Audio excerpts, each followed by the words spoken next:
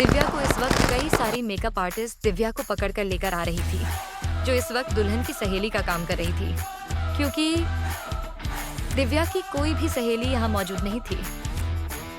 लेकिन देवा को इस वक्त सिर्फ और सिर्फ अपनी क्वीन के अलावा कोई नजर नहीं आ रहा था। देवा ने जैसे ही सीढ़ियों से उतरती हुई दुल्हन के जोड़े में सजी, गहनों से लदी अपनी क्वीन को देखा तो देवा का दिल जोरों से धड़कने लगा। देवा के चेहरे पर मुस्कान आ गई और देवा ने सीधे मंडप से उठकर अपने कदमों को अपनी क्वीन की तरफ बढ़ा दिया। अपनी क्वीन के सामने पहुंचते ही देवा ने अपने हाथ को अपनी क्वीन की तरफ बढ़ाया और मुस्कुराते हुए बोला, किंग की दुनिया में तुम्हारा वेलकम है क्वीन। दिव्या ने जैसे ही असर उठाकर अपने सामने खड़े होकर मुस्कुराते देवा को देखा तो दिव्या देवा को देखकर डर गई। दिव्या को ऐसा लग रहा था जैसे देवा उसकी जान ले लेगा। दिव्या डरते हुए अपने कदमों को पीछे लेकर ऊपर वाली सीढ़ी पर चढ़ गई। दिव्या को खुद से इस तरह से डर के मारे खुद से दूर जाते देख देवा सीढ़ी पर चढ़कर दिव्या के ठीक सामने खड़ा होकर दिव्या की आंखों में देखने लगा। देवा को बिल्कुल अपने करीब और सामने देखकर दिव्या की तो जैसे सांस ही रुक गई। दिव्या अपनी बस टिली बरकरी कई पलकों को उठाकर घबराते हुए देवा को देखने लगी तो दिव्या के हाथ पैर कांपने लगे, क्योंकि दिव्या ने जो देवा का रूप देखा था उसे देखने के बाद दिव्या में इतनी हिम्मत नहीं थी कि वो देवा का सामना कर सके। देवा ने जब दिव्या के कांपते हाथ और पैरों को देखा तो देवा ने अपनी एक आंख को छोटा करके दिव्या को देखा। दिव्या को देखने पर देव को ऐसा लगा जैसे कि दिव्या अभी के अभी रो देगी। इसलिए देवा ने अपना हाथ बढ़ाकर दिव्या के हाथ को अपने हाथ में मजबूती के साथ पकड़ लिया। देवा के ऐसे करते ही दिव्या पहले से भी कहीं ज्यादा घबराने लगी। देवा अपने चेहरे को दिव्या के चेहरे के करीब ले जाकर मुस्कुराते हुए बोला, भले ही मैं तुमसे रिवेंज लेने के लिए ये शादी कर रहा हूं, लेकिन ये वादा है किंग का कि किंग तुम्हें इतना प्यार देगा कि तुम अपने भाई के खून को भी भूल जाओगी। और वैसे भी तुम्हारा भाई अभी तक मरा नहीं है, बट अगर तुमने शादी करने से इनकार किया तो उसे मारने में मुझे ज्यादा वक्त लगेगा भी नहीं। दिव्या से इतना बोलकर देवा अपनी कातिल और तिरछी गहरी मुस्कान के साथ दिव्या को देखने लगा। देवा की हरकतें दिव्या को देखकर दिव्या इस तरह से घबरा चुकी थी कि दिव्या के पसीने छूट गए थे। लेकिन देवा ने मुस्कुराते हुए अपना सर सामने दिव्या के सामने झुका दिया। अपने सामने खड़े देवा को देखकर दिव्या की हालत पहले से ही खराब थी, लेकिन देवा की बातों को सुनने के बाद दिव्या पहले से भी कहीं ज्यादा डर गई, क्योंकि जो शख्स उसकी आंखों के सामने किसी को मार सकता है, अगर उसने कुछ भी बोला तो वह उसे एक ही झटके में खत्म कर देगा। क्योंकि ये बात दुल्हन के जोड़े में सजी इस लड़की के दिमाग में घूम रही थी कि वो लड़की नहीं है जिसके लिए देव ने ये सब किया है। लेकिन अगर उसने सच नहीं बताया तो वो उसे मारेगा नहीं, बल्कि तड़पा तड़पा कर मारेगा। और उस लड़की को ऐसी मौत नहीं चाहिए थी।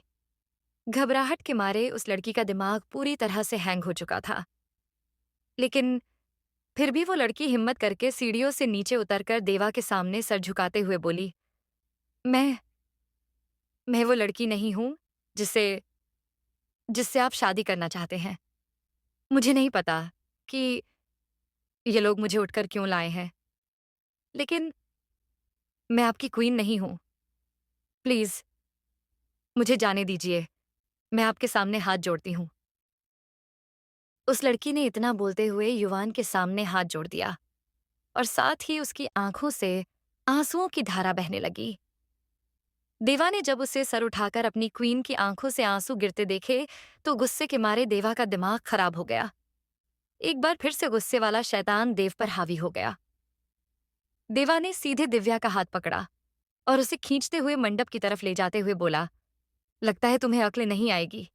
अब तुम्हें दिखाना ही होगा कि देव सूर्यवंशी क्या है और क्या कर सकता है। विवान को ये सब करते देखकर शरमन अपनी जगह से उठकर खड़े हो गए और बाकी के लोग भी घबराकर देवा को देखने लगे थे, क्योंकि देवा को रोकने की हिम्मत किसी में भी नहीं थी।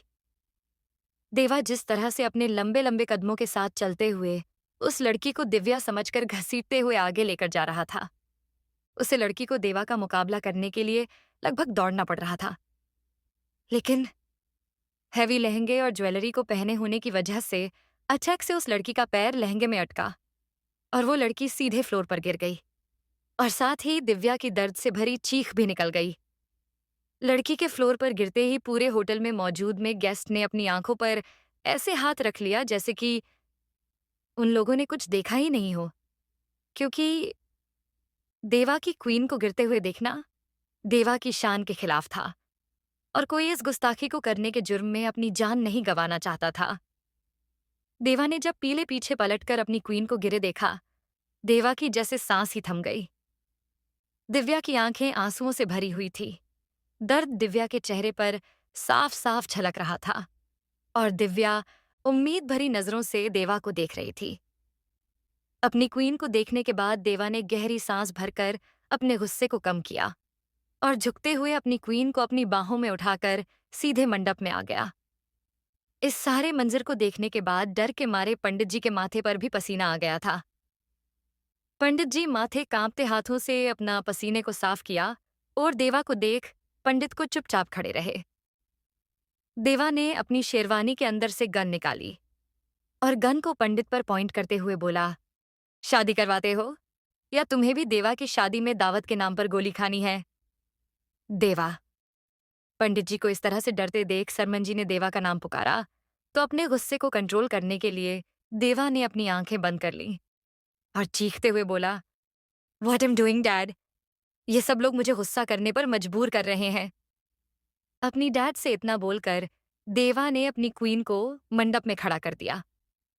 पंडित जी, आप शादी करवाइए। देव की बात सुनने के बाद बड़े ही स्वीट तरीके से पंडित जी से इतना कहते हुए सरमन ने सबको बैठने के लिए कहा तो सब लोग अपनी आंखें खोलकर मंडप के सामने लगे सोफे सेट पर बैठ गए। पंडित जी ने जैसे ही मंत्र उच्चारण पढ़कर वरमाला के लिए बोला तो दो बड़ी बड़ी और खूबसूरत सी सजी हुई थाल में बेहद ही खूबसूरत वरमालाएं देवा और युवान की क्वीन के सामने पेश कर दी गई। किंग की क्वीन ने घबराते हुए एक नजर देवा को देखा और फिर चुपचाप थाल से वरमाला उठाकर अपने हाथों को देवा के गले की तरफ बढ़ा दिया। लेकिन देवा की हाइट बहुत ज्यादा होने की वजह से दिव्या देवा तक नहीं पहुंच पा रही थी। इसीलिए दिव्या ने उछलकर देव के गले में वरमाला को डालने की कोशिश की। अपनी क्वीन को इस तरह से उछलते देख देव का सारा गुस्सा छूमंतर हो गया। देवा ने मुस्कुराते हुए एक नजर अपनी क्वीन को देखा और फिर एक घुटने के बल पर बैठकर अपना सर सीधे अपनी क्वीन के सामने झुका दिया। जो लड़का आज तक किसी के सामने नहीं झुका, वो एक लड़की के सामने झुक रहा था। यह सीन वाकई देखकर सभी लोग हैरान थे, इसलिए सबने देवा के झुकने पर तालियां बजा दी और सब लोगों के तालियां बजाते ही किंग की क्वीन ने किंग के गले में वरमाला डाल दी। क्वीन के वरमाला डालते ही अतुल ने एक बटन प्रेस किया। दे संस्मीरी तुंदी सापा और दिव्या से के ऊपर फूलों की भारी बरसात होने लगी। अपनी क्वीन के हाथों से अपने गले में वरमाला पहनाने के बाद देवा ने सुकून की एक गहरी सांस ली और मुस्कुराते हुए खड़े होकर सीधे अपनी क्वीन के गले में वरमाला डाल दी और साथ ही दिव्या के माथे को शिद्दत के साथ चूम लिया। इतने सब लोगों के सामने देवा के किस करने की वजह से दिव्या के अंदर करंट की तरह फीलिंग्स दौड़ने लगी और दिव्या खुद में सिमटते हुए देवा से नजरें चुराने की कोशिश करने लगे। अपनी क्वीन को खुद से नजरें चुराते देख देवा ने मुस्कुराते हुए अपनी क्वीन के चेहरे को एक उंगली से ऊपर किया और इस बार सीधे अपने होठों को अपनी क्वीन के होठों पर रख दिया। क्या सच में इतना प्यार करता है देवा दिव्या से? कैसी होगी उनकी आने वाली रातें? जानने के लिए पढ़ते रहिए दीवा बोल्ड लव ऑफ गैंगस्टर।